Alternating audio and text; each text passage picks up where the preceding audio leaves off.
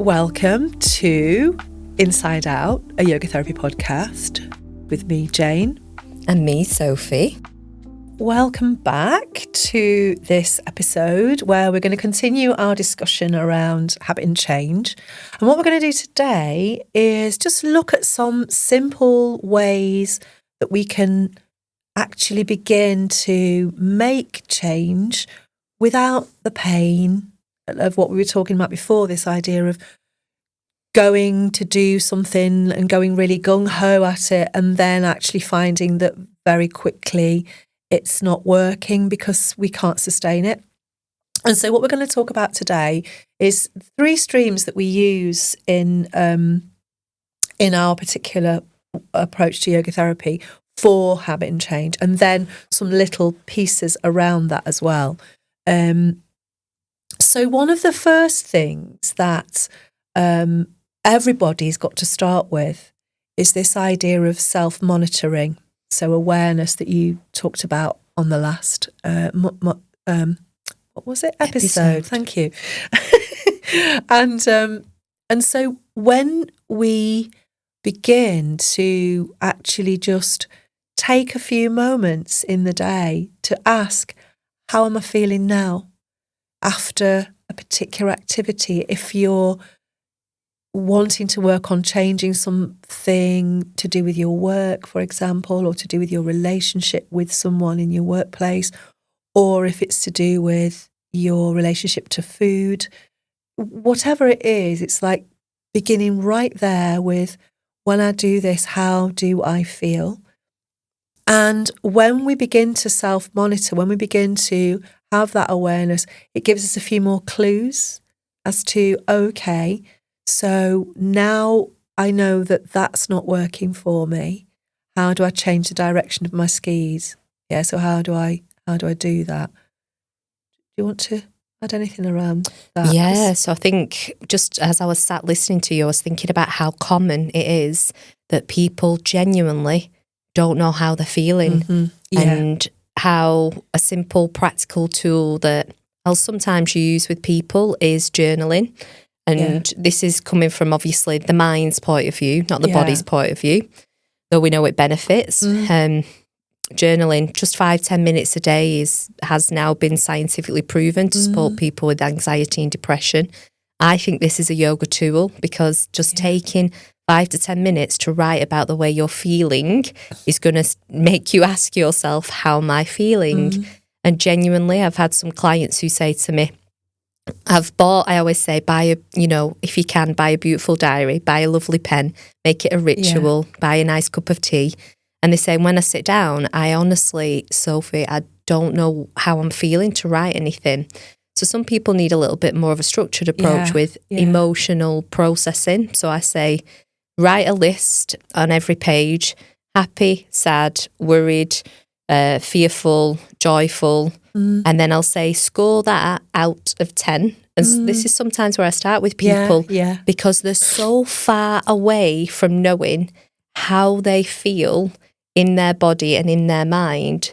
Sometimes we just need a bit of a tailored and structured approach to, can you score it out of 10? And then maybe write a sentence underneath it. So when you was just talking about self-checking and self-monitoring, there are different ways you can approach it. And I think that's journaling. I always, say, go away and try it. And some people come back to me and say, journaling is not for me. And it's like, okay, that's fine. We'll use something different. We'll go for a different tool instead. Yeah, because,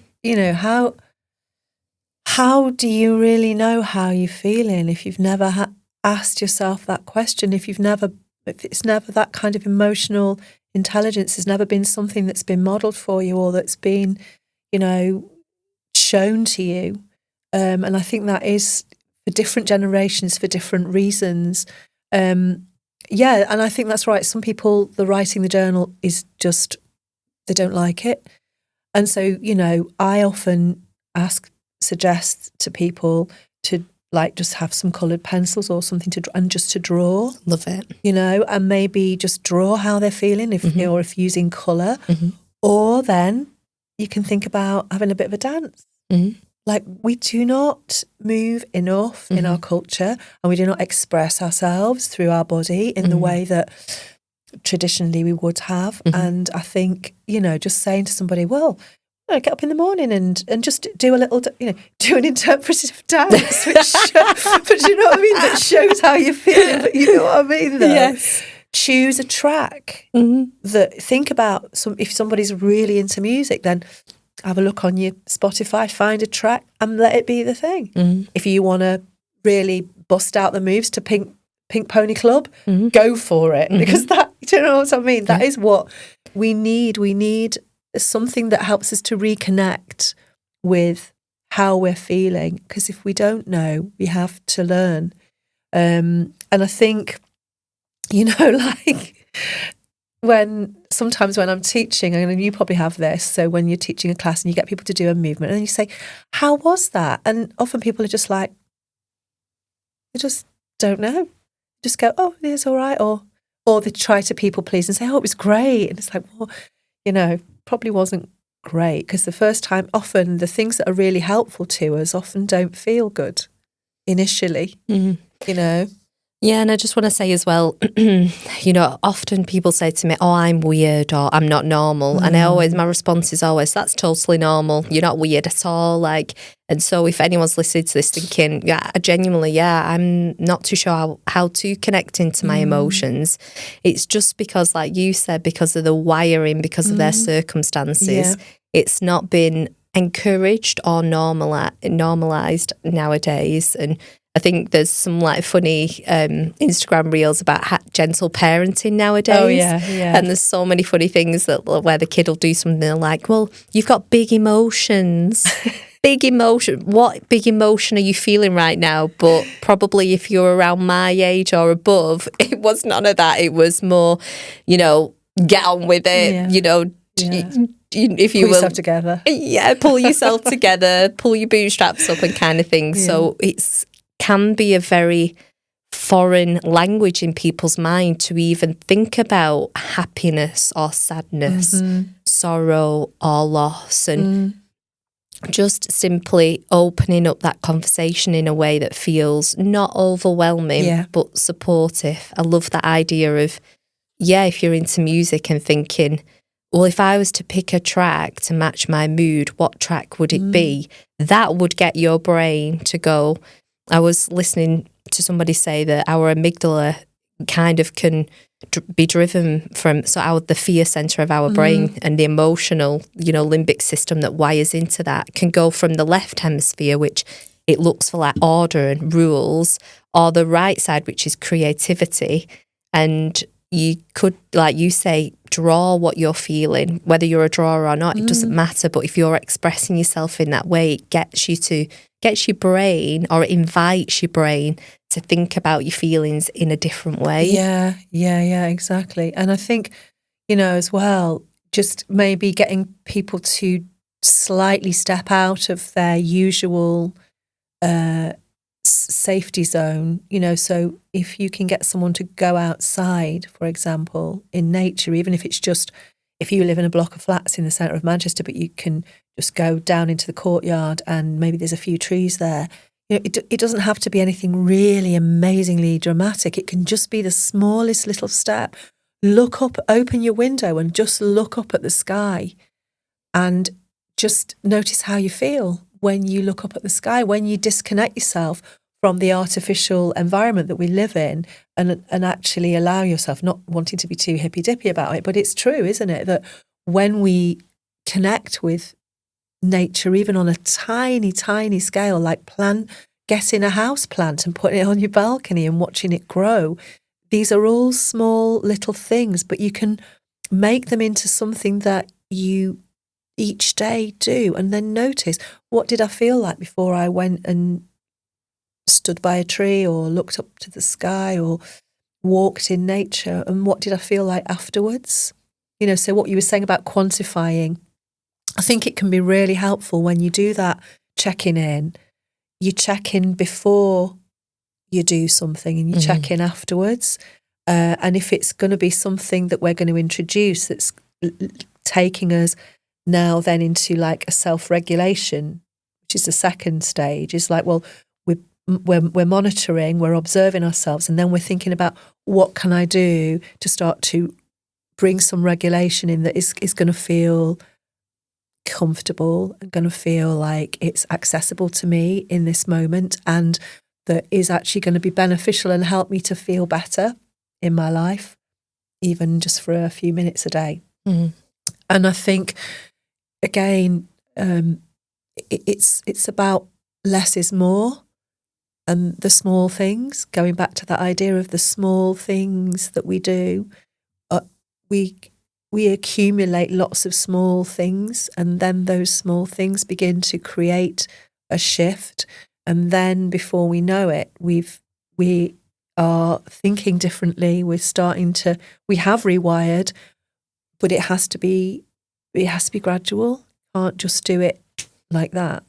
Because we know, don't we, that the way we're wired now is because of incremental things that have happened during our lives over and over and over again. And, and it's like, and then it depends on the individual and the constitution that they have.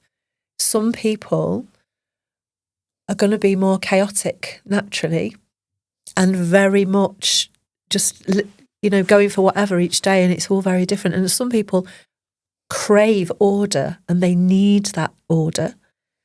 And so sometimes it might be that to make a change for that person who's got rigidity in the order is to actually, the change for them can be to bring a little bit more chaos in a way that's manageable chaos, spontaneity. A bit of spontaneity because you can get very rigid and stuck in your sort of set in your ways, as we call it, don't we, for our older boy, he's very set in his ways, him.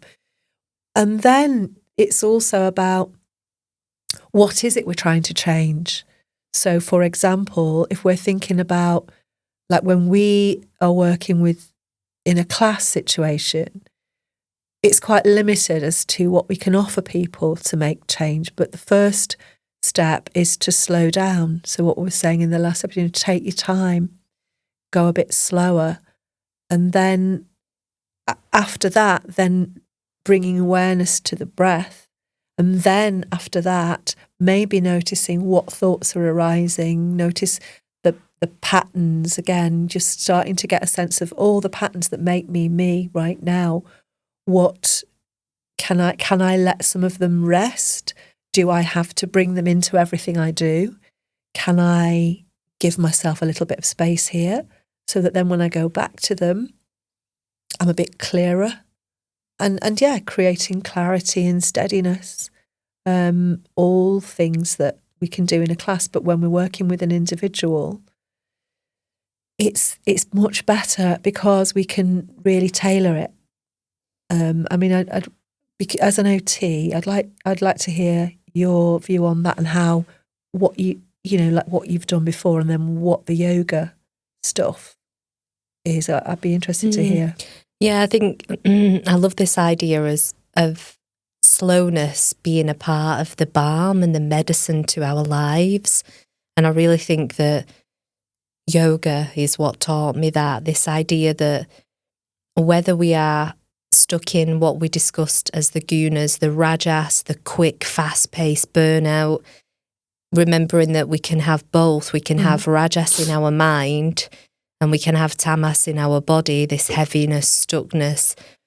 Don't listen to these podcasts and think, oh, I'm that one in this one. This, it's like you've got so many different aspects to yourself. I usually, just to simplify it, break it down into mental, physical, emotional, and spiritual. And as we've mentioned, spirituality means that connection to that which is bigger than you, however you want to define and frame that, is your human right, I would say. Exactly. But yeah, you can have this tamas in one aspect of those four things, and rajas in another, and sattva in others. Yeah. And slowness is something that I always say to my group classes. We're here to take our time, because taking our time lends itself naturally to cultivating skills of awareness, contemplation, and absorption. the 3 kind of main skills that we move across in yoga. But one simple, practical tool from an OT, from me to you, is the 3 Ps, we call it: planning, pacing, and prioritizing. You know, a practical tool when you're thinking about change and knowing that your life is entirely unique. Your cells, muscles, tissues, and everything that makes you who you are, your life force energy, is so unique to you that it's really important that I always say, look at the week ahead. Look at the week ahead from Monday to Sunday and start to think about the changes that you want to make that are personal to you. And where do they fit in? We have to have a level of foresight in order to be able to implement change. Planning. What do you need to do in order to support yourself to make it a path of least resistance? Whether that's putting your walking shoes next to the front door, whether it's, a really simple one is food shopping, isn't it? So making sure you've got the supportive, nourishing foods in. I've been working with a client this week on that. And yeah, it's simple. I always say what we do is simple, but if you've got your food shopping with, you're going to eat the food that's in your fridge rather than the stuff that if you're saying you don't want to eat that thing. And then pacing is something that is just so very appropriate. This thing of how much effort and energy is taken by your body, your heart and your mind in one activity, and what's the sustainable amount. I know that for me, I wasn't ever the person who was ever going to be able to strength train 3 times a week as soon as I started. I think I probably tried that and lent itself to the boom and bust cycle. Tried it, then I'd get fatigued and stop. Tried it and then get fatigued and stop. Whereas actually just starting once a week and allowing my body to have the actual cellular adaptation to that, which isn't for this episode. We're going to talk about the nervous system, homeostasis and all of that stuff. We'll break all the physiological stuff down for you guys, but just simply asking yourself, okay, I want to go to my yoga class. What day is best for me next week? Can I make my tea the day before, make double so that I've got tea, and then that'll help me to get myself to the yoga class, or whatever it is that you're looking to, you want to achieve. That's a classic, I think, anyway, OT approach of the 3 Ps, what's going on the week ahead. And it's that thing that I mentioned of not being in the car and just your life happening in front of you, to coming into a helicopter and looking above and saying, I know what I want to change my life, but unless I consider the practical tools for that, I'm going to be in the car coming across a car crash and needing to reroute my life around it. That's a simple thing. Absolutely. And it's that idea of just letting things happen, isn't it? It's like I always say, one of the things that has really helped me is that slowing down has given me the ability to plan. So what you were saying about to plan and to think about, okay, this week I'm teaching here, I'm doing this assessment, I'm doing that. So let me just look at my week and see, where can I do my practice? Where can I go to the gym? When can I go for my big walk? When can I spend time with my friends? When can I make sure that I have that balance in my week? And it isn't always like that. And obviously, like as you said, for people who've got kids and they've got so much to think about, it's really difficult. But something that also really plays into this, and I'm sure you get this with your clients, is how technology now, and particularly phones, take up so much valuable time that could be used for making these changes. But you can't just say to your client, well, just stop using your phone, because that has become a samskara. It's become a thing which, so I often suggest, if they haven't already, getting something on their phone which is a bit more mindful. So there's a lovely, really lovely ex-student of mine who was already a meditator, who just used to come to my yoga classes, and he's done this amazing thing called Buddhify. And what I really love about it is he decided years ago, because he was working with all the tech bros, and he was like, he was a meditator. And this is a perfect example of how you bring something into people's lives who wouldn't ordinarily think they've got time. He was like, well, yeah, I go, he's Sri Lankan, and it's part of his, his background. And he goes and he meditates a lot, and he goes on all these retreats. And he's really clear and is very good at what he does in the tech world. And he said, I was talking to a lot of the people that I was working with, and they were like, oh, meditation, it's for like hippies and old people, because they were that generation, they were millennials at that time when they were young. And he was like, how can I know these people will really benefit so much from some of these mindful practices. So he went away and he created an app. And it was when apps were first, and it was just a really simple, you clicked on it, it was a wheel, and it had, what am I doing now? So it was like waiting for waiting for a bus, on the train, in my car. You clicked on one of those, there was an 11-minute meditation that you could just do on the go. So it was creating something that was meeting people where they were in their life. And I absolutely loved it. And and I still suggest it to people now, because especially if they're younger and their work involves being on the phone, but and certainly Gen Z, they're just completely plugged in because that's what they've grown up with. And so it's like, well, how can that's one of their mediums. So there we can do something there, and then maybe use the phone for journaling. There's like journaling apps. There's all those things to try to gradually bring them into a place where maybe they're not so distracted by the phone, but they're actually using it. And I'm not suggesting that that's the only way, but it's one way, isn't it? Oh, yeah. It's about working with the tools that we've got, and technology is a blessing and a curse, isn't it? And we'll use it whichever way benefits us most. And I think there's these different approaches, isn't there? There's a top-down approach of working with your mind and meeting your mind where it's at, and then dropping down into the body. And then, of course, there's our beloved breath, the breath in yoga, this bottom-up approach. Yeah. So when we think about the breath, if somebody is new to the breath, where do you usually start with them? It all depends. So we were just talking about this, weren't we, in relation to high levels of anxiety, and how obviously getting someone to focus on the breath in that state is not ever going to work or help.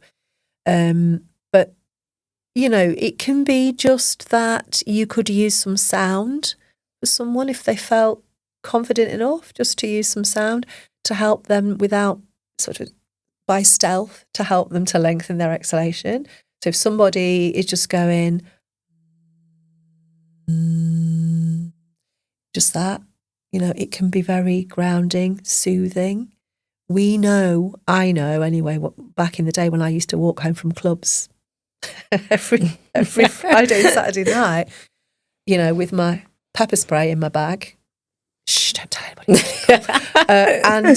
But I would walk home and I would be humming or singing because I was at times frightened, but I couldn't afford to get a taxi, so there were no buses. We didn't have night buses, did we?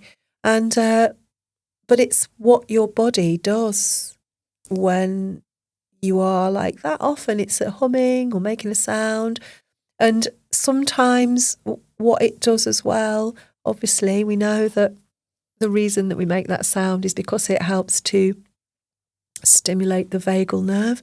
And then that's going to affect our nervous system and bring us down from that fight or flight, which again, we'll talk about in more detail, but it's very important. So I might start like that, or what I might do is just get them to sigh. I just do that now, just take a sigh, or blow the breath out. Such softly forceful, just to discharge a bit of tension to start with, and then maybe get them in their body, like you were saying. Bottom up can be the breath, but it can also be the body. And so for some people, it will just be getting them moving, and then having a general, maybe just say, and just let your breath be, try and let your breath settle down. Anytime you need to sigh, take a sigh. If you feel like you're getting a bit, just stop, blow the breath out. What I'll often do as well with when people are feeling very, very anxious is to do the pursed lip breathing, which is that very slow. So a bit like when you're playing a flute and if you've ever played a flute. I did actually for many years. So you know that you blow down very slowly. You have to be forceful, obviously, but you can do it the same thing and blow down and let the breath gradually leave the body so that you actually get a full exhalation. Because as we know, for a lot of people with anxiety, and of course linked in with that can be asthma as well, is the fact that people are not breathing out sufficiently. So then they're not able to take the breath in. And so they spend all the time going rather than. And also pursed lip breathing is really good for people with respiratory issues as well. So it's just a nice, simple way. So I would say sound, pursed lip breathing, sighing the breath out. They're like sort of entry level. And then getting people sort of subtly distracting them with some movements of the body, getting them to slow down with those movements. Because often when people are anxious, and they're a bit jerky, their nervous system's a bit all over the place. So slowing, doing just some slow movements. And then looking at some strength, some very small strength building things to empower them. Because as we know, anxiety and fear are very closely linked. And when there's fear, what can we do? Well, we need to help to empower people. So a little bit of strengthening. But with the breath, and then after a while, then start to introduce getting them to do how to breathe naturally without trying, without all that trying hard that people do in their lives, trying too hard all the time. It's like moving people in the direction of letting it be for a moment. What would it be like if I just went, just let it go? And, letting go, as we know, that those two words are very triggering for some people. So we tend not to use them. We tend to just say, put it down for a bit, let it be, have a break, give yourself a holiday from it, whatever. But again, if people are thinking that that's them, that they have that anxiety, there's some ways to start to think about moving in that direction. But sound is so powerful. And I think the mistaken idea that people have when you do sound or making it is that they think you've got to be able to sing. They equate sound with singing. So that's one barrier that sometimes needs to be broken down to say, look, the noise you make with your voice is unique to you and it's a beautiful expression of yourself and it doesn't have to be how you think it should be. And then the other thing is that in our culture, I'm speaking about the sort of this idea of British Reserve, and of course a lot of people listening aren't of that culture, so you probably don't have this, and you're very lucky because a lot of people are very afraid to make a noise, afraid to speak up, afraid to be seen. And again, using sound is a really good way to say, hey, I'm here, even if it's just very quietly saying, hey, I'm here. It's just, again, an empowering thing that we can build. What about you? Yeah, all of the above, definitely. I think it's challenging to give practical tools on a podcast because each person is unique and suggesting one thing might not suit somebody. And that's why we always say, if it's not suiting you, don't do it. If it's making you feel worse, don't do it. If it's exacerbating any symptoms, do not do it.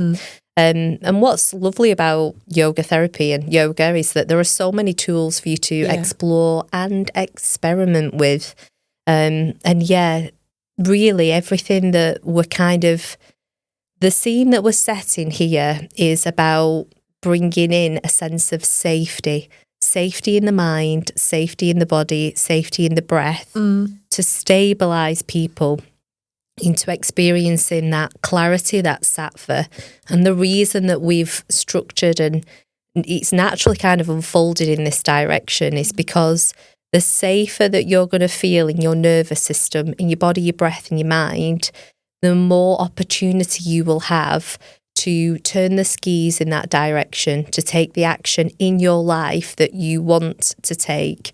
So no matter if anybody's listening to this podcast thinks, well, that's the thing that I know that I want to do, in order for you to get to where you want to be, my experience is you're going to have to develop a sense of safety. Yeah. In order to achieve the changes that you want. You need to get to the root. The root of things is do I feel safe enough to take the opportunities for change? Can I regulate in a way that's right for me and my body? And the other thing I'm just thinking about is that we really do not want to be comparing ourselves to other people. You know, our bodies are entirely unique in the journeys that we've lived, in the expression of who we are.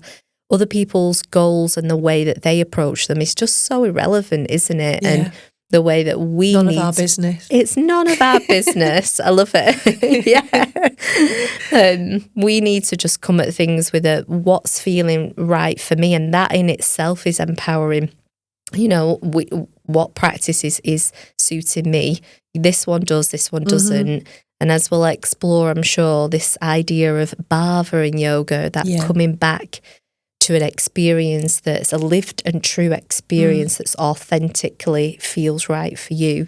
Yeah, exactly. And that's the sort of one of the things of the individualization that we do in this approach to yoga, and why these one-size-fits-all classes may not be helpful for some people. I mean, if you go to a one-size-fits-all class and it fits you, that's fine. But sometimes that can be what creates conflict and, you know, makes you actually feel worse. And you think, oh, I just went to a yoga class and why do I feel worse?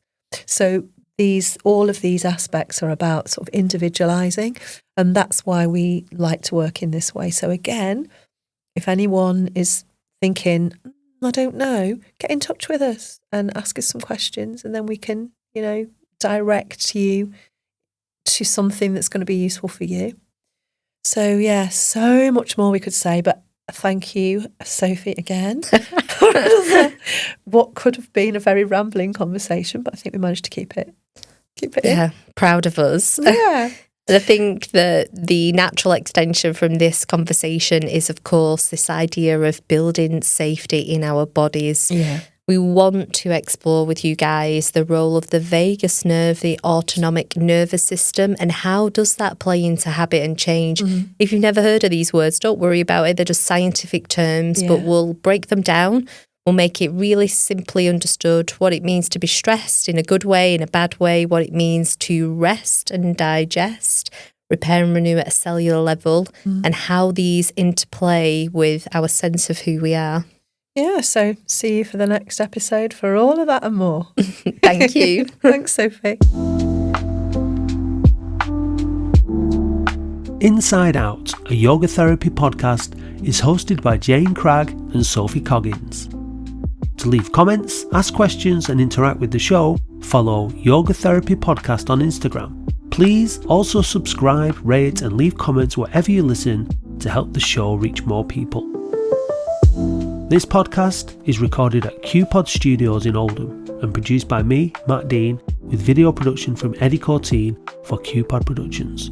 For more information, visit kupod.co.uk.